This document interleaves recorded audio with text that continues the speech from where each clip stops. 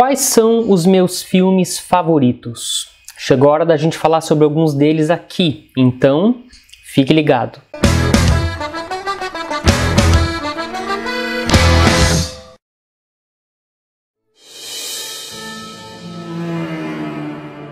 Pessoal, eu já falei aqui algumas vezes, mas eu escrevi, editei e produzi um documentário sobre a Marilyn Monroe. Ele se chama Como Marilyn Monroe Morreu. E ele fala não só da morte da Marilyn, mas ele também conta o que a Marilyn sentiu antes de morrer, a relação dela com os Kennedy, a opinião dela sobre o feminismo, a sexualidade dela, a religião dela, o que ela pensava sobre isso. Então é um documentário bem completo, ele tem 1 hora de duração e é o mais historicamente exato e honesto sobre a Marilyn que você vai encontrar na internet, certo? Eu indico que você veja se você é fã da Marilyn ou se você gosta de assuntos como psicologia e coisas assim, certo? Fica a dica para você.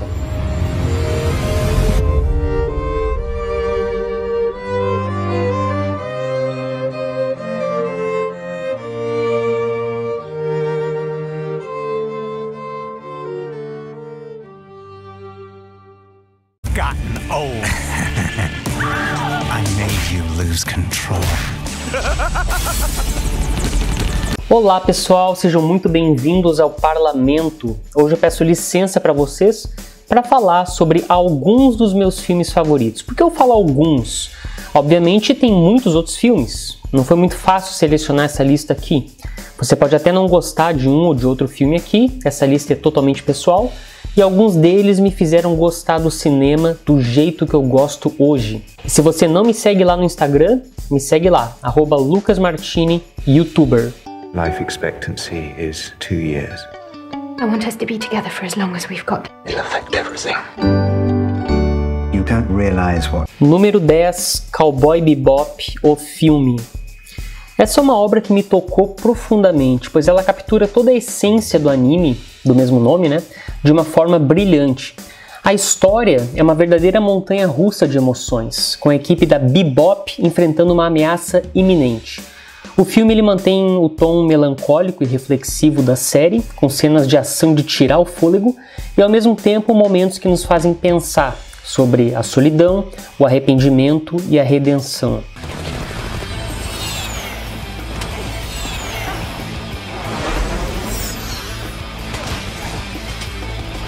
O filme se passa no ano de 2071, 50 anos após um desastre na Lua ter feito com que a humanidade abandonasse a Terra.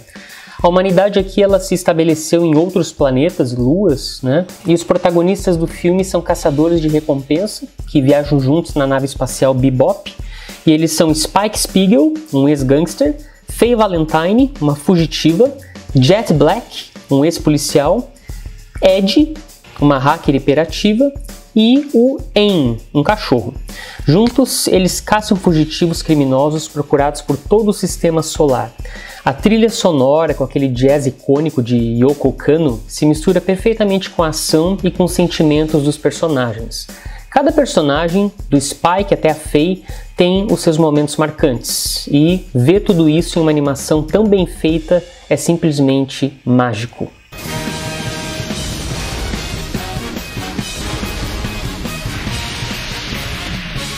Número 9, Batman, o Cavaleiro das Trevas, parte 2. It ends tonight.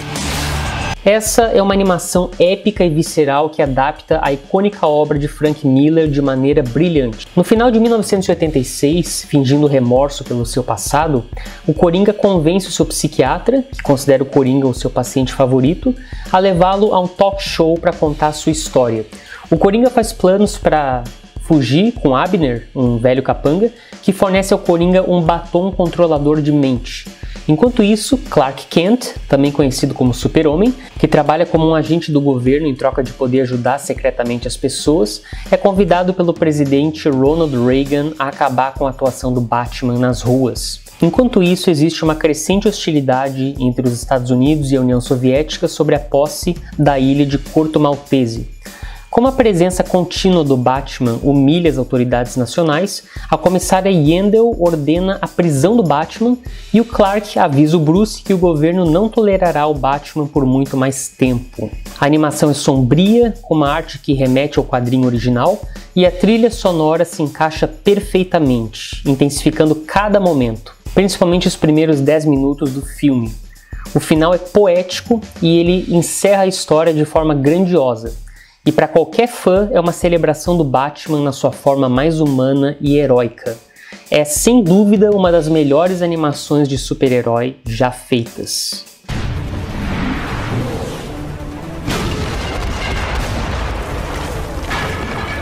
Número 8. A Teoria de Tudo. Yes, he will. My name is Stephen Hawking. It's American. Is that a problem? A Teoria de Tudo é um daqueles filmes que tocou a minha alma de uma maneira muito profunda. A história do Stephen Hawking, contada de forma tão sensível e apaixonante, é um testemunho da força humana diante das adversidades.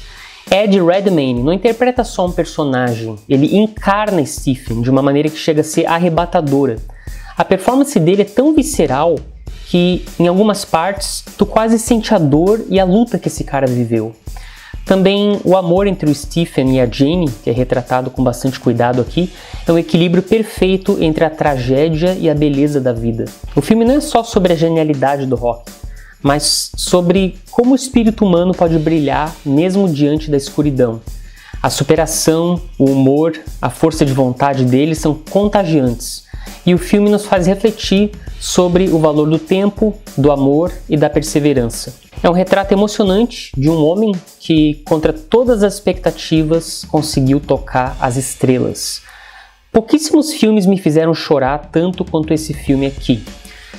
No cinema, no final do filme, eu chorei tanto, e eu não sou de chorar em filme, a minha cara estava tão molhada que eu tive que ir para o banheiro lavar o rosto. Realmente é um filme muito bom e eu recomendo. O estudante de astrofísica da Universidade de Cambridge, Stephen Hawking, começa um relacionamento com a estudante de literatura Jane Wilde. Embora o Stephen seja inteligente, os amigos dele e os professores estão preocupados com a sua falta de um tópico de tese. Depois que ele e um professor assistem uma palestra sobre buracos negros, o Stephen começa a especular que os buracos negros podem ter sido parte da criação do universo e decide escrever a sua tese sobre eles. Mas os músculos de Stephen começam a falhar, fazendo com que ele tenha uma coordenação reduzida. Ele descobre que tem a doença do neurônio motor, que aos poucos vai deixar ele incapaz de se mexer, de engolir e até mesmo de respirar. Não existe tratamento para isso e ele tem mais ou menos 2 anos de vida. O médico garante que o cérebro do Stephen não vai ser afetado, então os pensamentos e a inteligência dele vão permanecer intactos, mas no final ele vai ser incapaz de se comunicar. À medida que o Stephen vai se afastando de todo mundo, se concentrando no trabalho dele, a Jane confessa que ama ele. Ela diz para o pai dela que pretende ficar com Stephen mesmo que a condição dele piore. Eles se casam e têm o seu primeiro filho, Robert. Of course, we have chapter 4, this black hole at the beginning of time. Número 7, O Retorno de Jedi. Star Wars é, sem dúvida, uma das maiores aventuras já contadas no cinema, e eu sou suspeito para falar porque eu sou muito fã dessa saga. O Retorno de Jedi é o fechamento perfeito para a trilogia original de Star Wars. É uma verdadeira celebração de coragem, sacrifício e redenção. 1 ano após a captura e prisão de Han Solo em Carbonita, C-3PO e R2-D2 entram no palácio do Senhor do Crime Jabba the Hutt em Tatooine. Eles foram enviados como um presente de boa vontade por Luke Skywalker, que espera negociar com Jabba a libertação de Han Solo. Disfarçada de caçadora de recompensas, a princesa Leia se infiltra no palácio sob o pretexto de ter capturado Chewie. Ela liberta Han Solo da Carbonita, mas é capturada por Jabba e escravizada. Luke chega para negociar a libertação de seus amigos, mas Jabba o joga por um alçapão para ser comido por um rancor.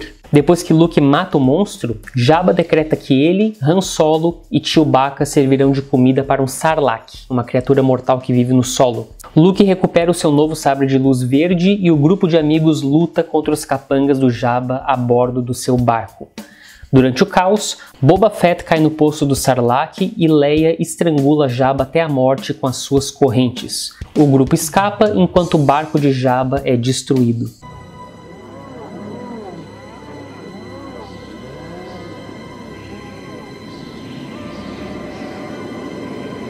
O filme ainda é repleto de momentos icônicos, como a luta psicológica entre Luke e o Imperador, e a trilha sonora do John Williams, com a sua música majestosa, é a cereja no topo desse épico.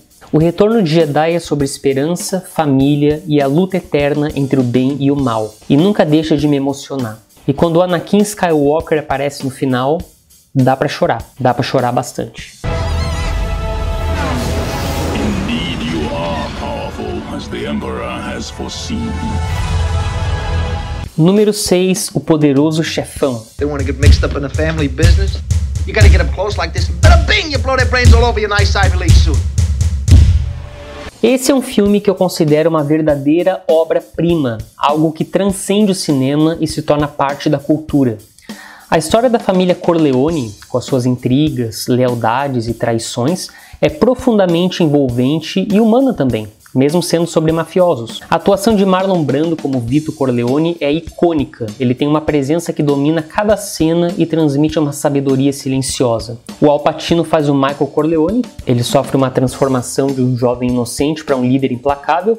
Isso é simplesmente brilhante. E cada momento no filme é carregado de tensão e a direção do Francis Ford Coppola é muito boa, te fazendo sentir as consequências de cada escolha, de cada ação. A música do Nino Rota é inconfundível e te faz sentir nostalgia e também melancolia. O Poderoso Chefão é sobre poder, é sobre família, é sobre os dilemas morais que a gente enfrenta quando a gente é forçado a fazer escolhas impossíveis. É um filme que, no final, me deixa pensando sobre o peso das decisões e o que realmente significa ser um líder. Em 1945, o chefe da família Corleone de Nova York, Vito Corleone, ouve os pedidos durante o casamento de sua filha Connie com Carlo Rizzi. O filho mais novo do Vito, Michael, um fuzileiro naval e herói da Segunda Guerra Mundial que até então se manteve fora dos negócios da família, apresenta a sua namorada Kay Adams à sua família na recepção. Johnny Fontaine, um cantor popular e afilhado do Vito, busca a ajuda do Vito para garantir um papel no cinema. Vito envia o seu consigliere Tom Hagen para persuadir o presidente do estúdio Jack Woltz a oferecer o papel para o Johnny. Woltz recusa o pedido de Hagen no começo, mas logo muda de ideia depois de encontrar a cabeça decepada do seu valioso cavalo na sua cama. It's not personal. It's strictly business. Número 5, Indiana Jones e a Última Cruzada. Esse filme é pura magia cinematográfica. Desde o primeiro minuto é impossível não se deixar envolver pela aventura, pelo humor e pela emoção que transbordam dessa história. O filme traz uma dinâmica interessante de Indiana Jones com o pai dele, interpretado pelo Sean Connery, que adiciona uma profundidade incrível na trama. A busca pelo Santo Graal é muito empolgante, cheia de enigmas, perigos e perseguições incríveis, mas é o relacionamento entre pai e filho que dá o toque de coração à história. A trama segue Indiana Jones em uma nova aventura para encontrar o cálice sagrado. O cálice que, segundo a lenda, teria sido usado por Jesus Cristo na última ceia e que possui o poder de conceder a vida eterna. Durante a jornada, Indiana descobre que seu pai, Henry Jones, que estava há anos pesquisando o cálice, foi sequestrado pelos nazistas, que também buscam o objeto sagrado para usá-lo como uma arma de poder.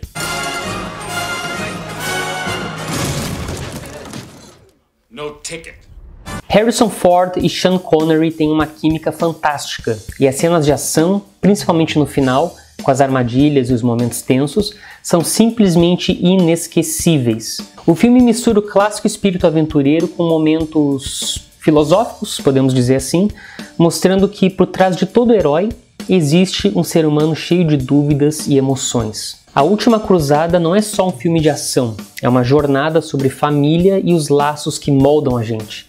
E a cena final, com o cálice de Jesus Cristo, é uma lição de humildade que nunca deixa de me emocionar.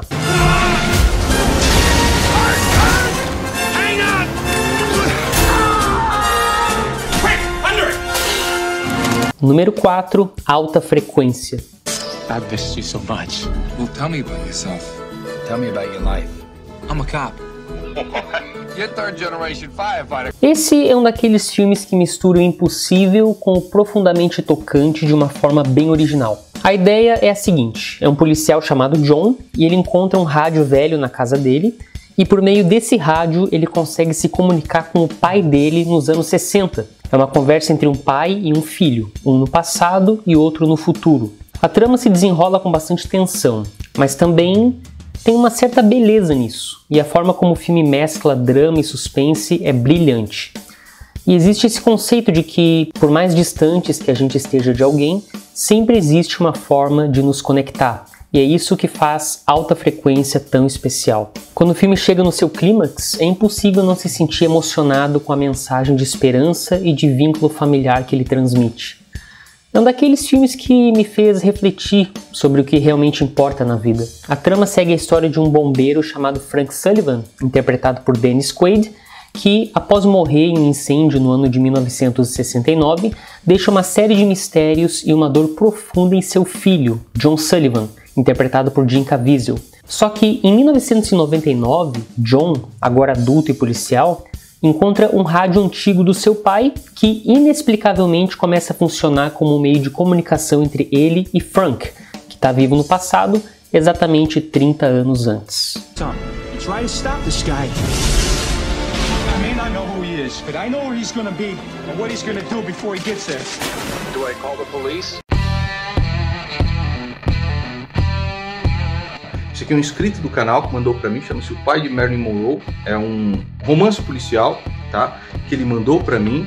E esse livro aqui, ó, vou deixar aqui só o Instagram dele, tá? Que apareceu aí pra vocês. Deixa eu só clicar aqui. Foto. Esse é o Instagram dele, tá bom?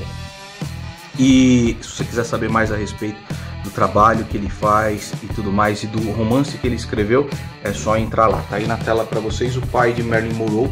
Ele mandou pra mim. Eu comecei a ler, meu irmão. Está muito bom e muito bem escrito. Parabéns, tá?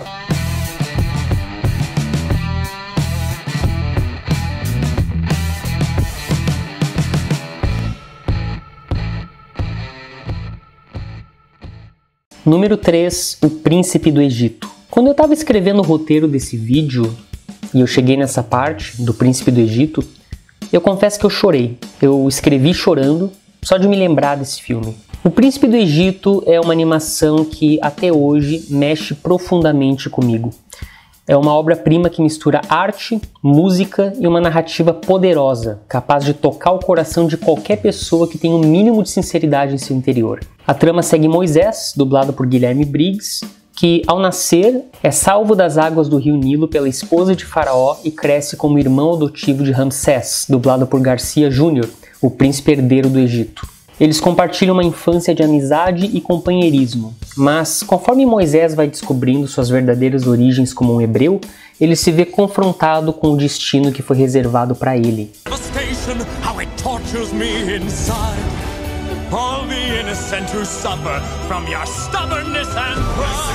As músicas desse filme, compostas por Stephen Schwartz, são arrebatadoras, todas elas. As músicas desse desenho são tão boas que a gente torce para cenas de música chegarem.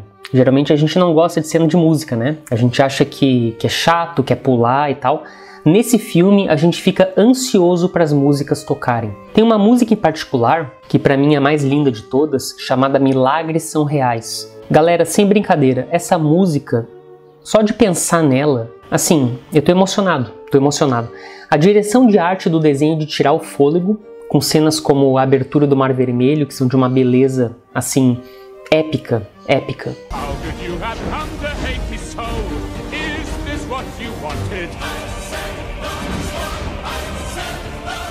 O filme não tem medo de tratar de temas profundos como liberdade, fé, justiça, sacrifício, e faz isso de uma forma que atinge todo mundo, independente de crenças religiosas. O visual, a animação fluida e a música se unem para criar uma experiência sensorial inesquecível. Agora, tem uma cena nesse desenho, meu amigo, que para mim é muito emocionante, que é a cena do arbusto em chamas, quando Deus fala com Moisés pela primeira vez. Essa cena é impossível para mim assistir sem chorar. Eu acho que ela tem no YouTube em português, se você procurar. Assista essa cena, assista o filme inteiro. O Príncipe do Egito é mais do que um filme de animação. É uma lição de vida, um lembrete que, por mais desafiadora que seja a jornada, a esperança e a fé têm o poder de nos guiar. É uma obra que continua a inspirar, a emocionar, a ensinar e, para mim, é um dos maiores filmes já feitos.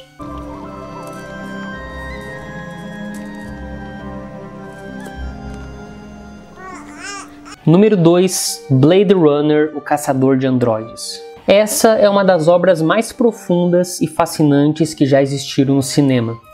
A partir da segunda vez que eu assisti esse filme, porque na primeira eu não entendi nada, eu fiquei completamente hipnotizado pela atmosfera única desse filme, cheia de mistério, melancolia e questões existenciais. Blade Runner, o Caçador de Androides, de 1982, se passa em um futuro distópico de 2019, onde a Terra está decadente e megacorporações dominam a sociedade. Rick Deckard, interpretado por Harrison Ford, é um Blade Runner, um caçador desses androides, que são conhecidos como replicantes, que são proibidos na Terra por serem considerados perigosos. Quando um grupo de replicantes altamente avançados, liderado por Roy Batty, interpretado por Rutger Hauer, foge de uma colônia espacial e retorna à Terra em busca de uma forma de prolongar sua vida, Deckard é forçado a sair da aposentadoria para caçar esses robôs.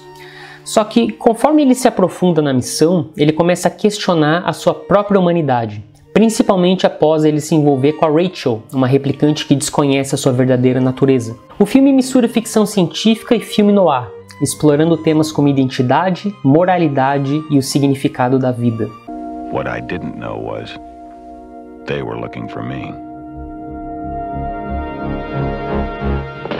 A estética do filme, com a sua direção de arte futurista e ao mesmo tempo decadente, é visualmente deslumbrante. As ruas chuvosas, os letreiros de neon brilhante e a arquitetura opressiva criam uma sensação de claustrofobia e desesperança que é quase palpável. A música do Vangelis, com suas notas sintetizadas, se encaixa perfeitamente, dando ao filme uma vibe única e emocional.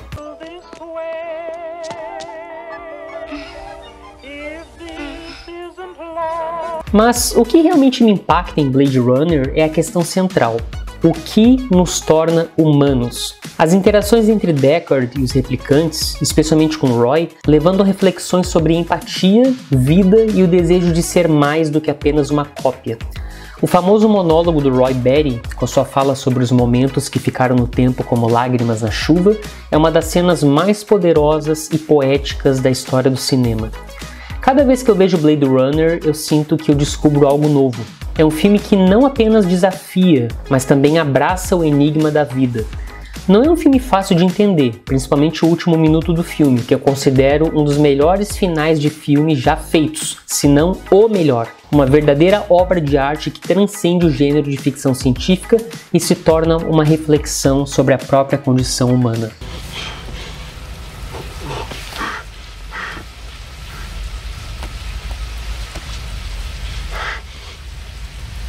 Número 1, Meia-Noite em Paris. É o seguinte, galera, esse filme é, sem dúvida, um dos filmes que mais tocou meu coração de uma maneira única. Desde o momento em que eu vi esse filme pela primeira vez, ele me transportou para um lugar mágico e nostálgico, onde a Paris dos anos 20 se mistura com o encanto do presente. Meia-Noite em Paris, de 2011, acompanha Gil Pender, interpretado por Owen Wilson, um roteirista e aspirante a escritor que viaja a Paris com a sua noiva, Inês, interpretada por Rachel McAdams. Fascinado pela capital francesa e a sua atmosfera boêmia, Gil sente que nasceu na época errada e sonha em viver nos anos 1920, que ele considera a era dourada da arte e da literatura. Uma noite, quando ele está caminhando sozinho pelas ruas de Paris, ele é magicamente transportado para a década de 20, onde conhece várias figuras lendárias, como Ernest Hemingway, Scott Fitzgerald, Gertrude Stein e Salvador Dalí. Encantado com a experiência, ele começa a questionar sua vida no presente e o seu relacionamento com a Inês. À medida que as suas viagens ao passado se tornam mais frequentes, o Gil percebe que a nostalgia pode ser uma ilusão. We're gonna go dancing. We heard of a great place. Interested? No. I don't want to be a killjoy, but I need to get a little fresh air. O que mais me encanta no filme é a maneira como Woody Allen captura a essência de Paris, não só como uma cidade, mas como um estado de espírito. As ruas de noite, as fontes, as luzes, tudo parece mágico, como se cada esquina guardasse uma história diferente. Mas o filme também é sobre nostalgia, e ele me ensinou uma lição valiosa. Não importa em qual época você vive, o presente sempre será insatisfatório. Todo mundo já passou por isso. Imaginar que o que já passou era melhor, mais verdadeiro. A beleza de Meia-Noite em Paris também está nas figuras históricas que o Gil encontra durante as suas caminhadas noturnas pela cidade, como Ernest Hemingway, por exemplo, e também Scott Fitzgerald e Pablo Picasso, porque cada um deles é retratado de uma forma tão humana e tão real que nos faz perceber que, por mais grandiosas que tenham sido, essas pessoas também tiveram suas próprias dúvidas e dilemas. E a forma como o filme trata a relação do Gil com a sua noiva Inês, que não compartilha da mesma paixão que ele tem pela cidade, traz uma reflexão sobre o que realmente importa nas nossas vidas, o que a gente está disposto a abrir mão para seguir os nossos sonhos. Oh, I'm sorry. Don't you know the host? Some friends have gotten together a little party for Jean Cocteau. E, claro, a música, a trilha sonora de Meia-Noite em Paris é tão encantadora quanto a própria cidade, com aquele jazz suave que me envolve e me faz querer caminhar por aquelas ruas de noite. O final do filme tem aquele sentimento de que a vida sempre está em movimento, que as coisas não são estáticas, que a verdadeira felicidade está em aceitar o presente. Esse filme é muito mais do que uma simples história, é uma ode à beleza de Paris e também uma busca por um significado na vida. Meia-Noite em Paris é um lembrete que, mesmo que o passado tenha a sua beleza, o presente é onde a gente realmente deve viver, com todos os seus altos e baixos. É um filme até certo ponto emocionante, muito charmoso, e neste momento eu considero ele o meu filme favorito. The assignment was to take the hill. There were 4 of us, 5 if you count Vicente, but he had lost his hand when a grenade went off and couldn't fight as he could when I first met him. Então é isso, galera. Esses são os meus 10 filmes favoritos da vida, pelo menos neste momento. Pode ser que essa lista mude daqui a alguns anos, né? E agora eu quero saber de você. Quais filmes da lista você já assistiu? Coloca aqui nos comentários. E coloque aqui a sua lista dos seus 10 filmes favoritos, que eu quero saber. Dê uma pesquisada nos outros vídeos que tem aqui no canal e não esqueça de deixar o seu like. Obrigado por assistir o vídeo até aqui, um abraço e até mais.